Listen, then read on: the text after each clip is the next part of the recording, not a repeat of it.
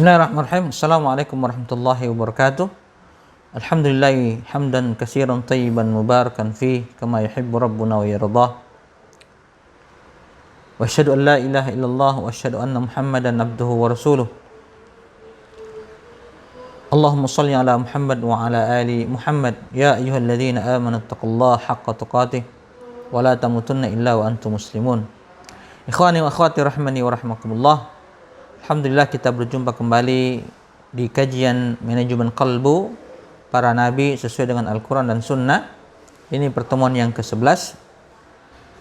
Pada pertemuan ini kita masih melanjutkan pembahasan keadaan hati ketika sudah mencapai level furqan, yakni kemampuan untuk membedakan antara yang hak dan yang batil. Tingkatan yang ketiga adalah al-mujahadah atau bersungguh-sungguh. Allah Subhanahu wa taala berfirman dalam Al-Qur'an, "Walladzina jahadu fina lanahdiyannahum subulana wa innallaha lama'al muhsinin." Dan orang-orang yang berjihad untuk mencari keridhaan kami, benar-benar akan kami tunjukkan kepada mereka jalan-jalan kami. Dan sesungguhnya Allah benar-benar beserta orang-orang yang berbuat baik. Inilah jihad dalam artian yang umum di dalam agama Allah Subhanahu wa taala dan mencari keridhaannya.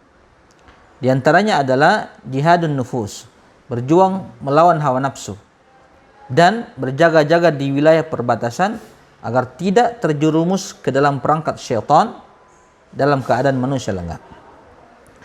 Inilah tingkatan yang dinyatakan oleh Allah Subhanahu wa taala dengan firman-Nya warabitu di akhir surah Ali Imran. Ya ayyuhalladzina amanu sabiru wasabiru warabitu wattaqullaha la'allakum tuflihun. Hai orang-orang yang beriman, bersabarlah kalian dan kuatkanlah kesabaran kalian dan tetaplah bersiap-siap di perbatasan negeri kalian dan bertawakallah kepada Allah Subhanahu wa taala supaya kalian beruntung. Ini tingkatan yang ketiga, yakni al-mujahadah, bersungguh-sungguh.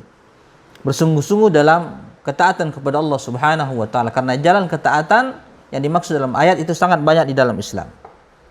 Sedangkan jalan Islam itu hanya satu. Baik. Yang keempat atau level yang keempat adalah at-taslim atau berserah diri.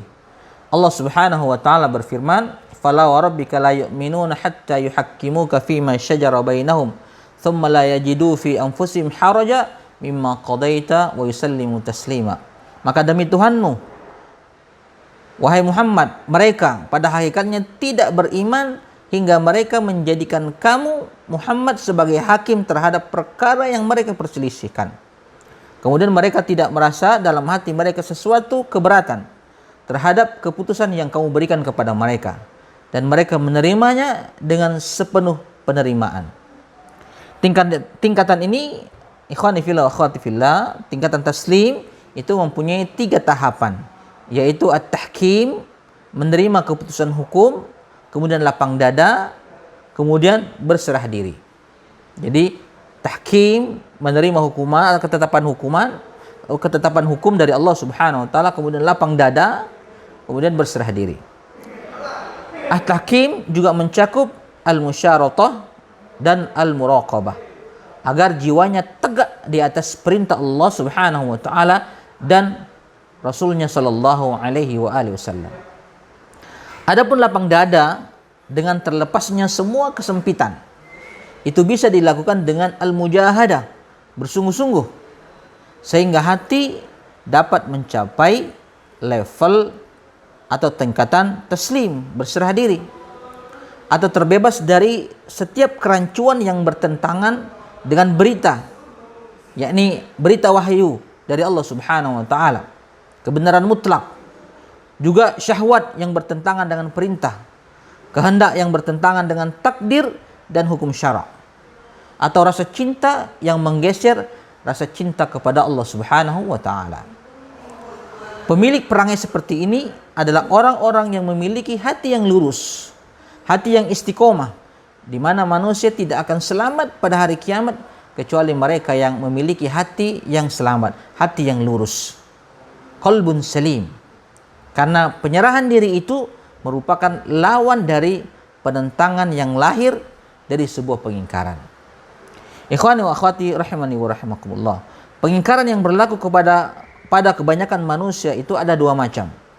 Hanya orang yang mendapatkan perlindungan dari Allah Subhanahu wa taala saja yang selamat darinya. Pertama, pengingkaran terhadap nama dan sifat-sifat Allah Subhanahu wa taala karena adanya sebuah syubhat, kerancuan yang batil pada diri mereka. Tokoh-tokohnya menamakan hal itu dengan kecerdasan akal. Subhanallah. Padahal itu hanyalah khayalan dan perasaan belaka. Jadi ketika mereka menolak nama-nama dan sifat-sifat Allah, mereka namakan itu sebagai kecerdasan. Padahal itu hanyalah khayalan dan bualan mereka saja. Kemudian mereka mengingkari nama-nama dan sifat-sifat Allah Subhanahu wa taala lalu menghukuminya. Mereka menafikan sesuatu yang ditetapkan oleh Allah Subhanahu wa taala dalam ayatnya dan ditetapkan oleh Rasulullah SAW dalam hadisnya. Juga menetapkan nama-nama atau sifat yang dinafikan oleh keduanya. Dengan hal itu berarti mereka telah memberikan loyalitas kepada musuh-musuh Islam dan mengadakan permusuhan dengan para pendukungnya, merubah kalam-kalam Allah Subhanahu wa taala dan banyak melupakan nasihat yang diberikan kepada mereka. Dengannya pula mereka memutuskan ikatan di antara mereka. Kullu hizbin bima ladaihim farihun. Setiap golongan dari mereka merasa senang dengan golongannya masing-masing. Subhanallah. Orang yang selamat dari pengingkaran ini adalah orang yang menyerahkan dirinya dengan tulus di depan wahyu, di depan Allah Subhanahu wa taala. Mereka taslim secara paripurna.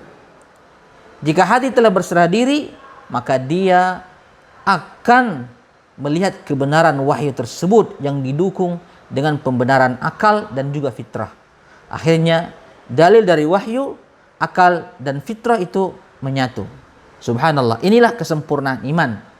Dan bukanlah seperti orang yang pada dirinya terjadi pertempuran antara wahyu, akal dan fitrah. Subhanallah. Kemudian yang kedua, pengingkaran terhadap syariat dan perintah Allah Subhanahu wa taala. Orang yang melakukan pengingkaran ini terbagi kepada 3 golongan. Pertama, orang-orang yang membangkang ketika mereka menggunakan akal dan kias yang mengandung makna menghalalkan apa yang diharamkan Allah Subhanahu wa taala, menggugurkan kewajiban yang ditetapkan Allah Subhanahu wa taala, mewajibkan sesuatu yang digugurkan Allah Subhanahu wa taala, membatilkan sesuatu yang dibenarkan Allah Subhanahu wa taala dan membenarkan sesuatu yang dibatilkan Allah Subhanahu wa taala. Melegalisasikan sesuatu yang dibatalkan atau membatalkan sesuatu yang dilegalisasikan oleh Allah Subhanahu wa taala. Juga mengikat sesuatu yang dibebaskan oleh Allah Subhanahu wa taala ataupun kebalikannya, membebaskan sesuatu yang diikat oleh Allah Subhanahu wa taala. Inilah akal dan kias atau analogi yang dicela oleh para ulama salaf dari berbagai penjuru dunia, dari berbagai zaman dan generasi. Mereka berteriak menasihati orang-orang yang menempuh jalan tersebut, memberikan peringatan kepada mereka dan meninggalkan mereka. Ikhwani wa akhwati rahimani wa rahimakumullah. Kemudian kemudian yang kedua adalah pembangkangan terhadap hakikat iman dan syariat Islam dengan perasaan, kecintaan palsu, khayalan-khayalan syaitan yang batil dengan cara menetapkan sesuatu syariat yang sama sekali tidak ditetapkan oleh Allah Subhanahu wa taala atau Rasulnya, dan membatalkan syariat yang ditetapkan melalui lisan Rasulullah sallallahu alaihi wasallam, juga dengan merubah hakikat iman dengan tipu daya syaitan dan anggapan-anggapan batil jahiliyah. Anehnya, para pemimpin dari kalangan mereka mengingkari kebenaran dan menganggap bahwa apa yang mereka pegang adalah sebuah kebenaran, padahal semua itu adalah bertentangan dengan keinginan Allah Subhanahu wa taala dan merupakan sebuah pembangkangan kepada agama. Ditambah lagi dengan keyakinan mereka bahwa apa yang mereka lakukan termasuk cara untuk mendekatkan diri kepada Allah Subhanahu wa taala. Mereka itulah para pelaku bid'ah. Mereka yang membuat hal-hal baru dalam agama. Mereka lebih sesat daripada pengikut syahwat yang mengakui keburukan perbuatan yang mereka lakukan, mohon ampunan dari perbuatan yang mereka lakukan, mengakui kekurangan mereka dan meyakini bahwa apa yang mereka lakukan, bahwa pelaku-pelaku syahwat itu, dosa yang mereka lakukan bertentangan dengan agama. Berbeda dengan pelaku-pelaku bid'ah yang mengatakan itu adalah bagian daripada agama, sehingga susah bagi mereka untuk bertaubat kepada Allah Subhanahu wa taala. Mereka menjadikan kebaikan berdasarkan pertimbangan akal. Itu kan baik, ini kan baik, ini kan baik, dan lain sebagainya. Dan menjadikan itu sebagai agama. bahkan mementingkannya daripada syariat agama yang dibawa oleh Rasulullah SAW. Merampas banyak hati dengannya, memutuskan jalan agama menuju keridhaan Allah Subhanahu wa taala.